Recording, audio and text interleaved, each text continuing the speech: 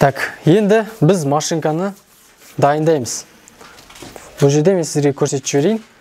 Қандай мысалы, алдын ала біз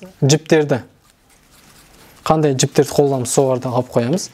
Бұл жерде біз қызыл жіп, мынау тері, цвет кожи, қара түсті. Алдында айтып кеткендей, бұл жіптер қарапайым жіптер сияқты емес, бұлар жібек жіптер. Бұлар егер күн сәулесі түскен кезде бұлар жылтырайды.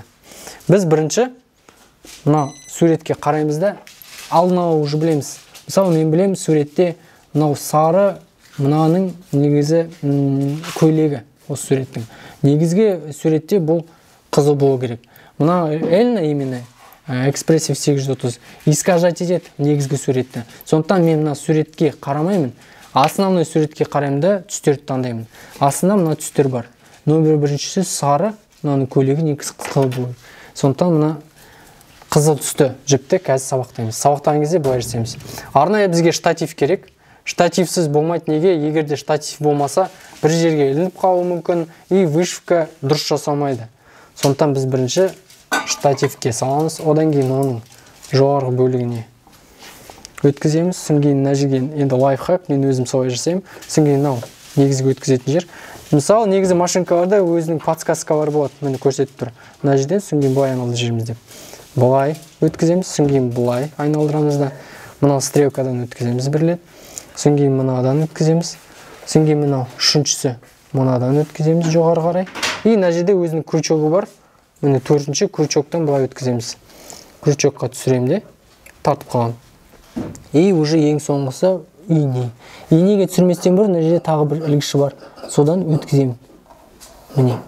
Енді непосредственно ине. Инеге өткізгенде бер жақтан ар жаққа өткіземіз. Осы бытовой вышивальный машинада. Иненің үшін аламды бетіп кесіп алам. Сол кезде үшкір болады. И осындай пинцетті алам да, маған өзімен ыңғайлы пинцетпен бер жақтан ар жаққа өткіземін. Сосын мына жерінде өзінің қайшысы болады. Осы қайшыдан обязательно қию керек. Неге? Өйткені мына расстояние өзі рассчитан солай. Жан-жағынан қимау керек, кішкентай қылдырмау керек, үлкен қылдырмау керек. Осы жеткілікті болады. Астында тексереміз. Катушкаға. Негізгі мынау катушкаға әдет бойынша ақ жіпті сабақтайды. Негізі қандай жіпті қолданасың, сондайды сабақтау болады, бірақ менің білуімше ақ жіпті сабақтайды, бұл как стандартный. Өзінің жерде қайшысы болады, бірақ мен қимаймын, мен алғанда осылай экономить етемін. Өйтіп бүйтіп тартып қоямын. Содан кейін аламыз да, мынаны қайтадан өзіне салып қоямыз. Все, сабақталды.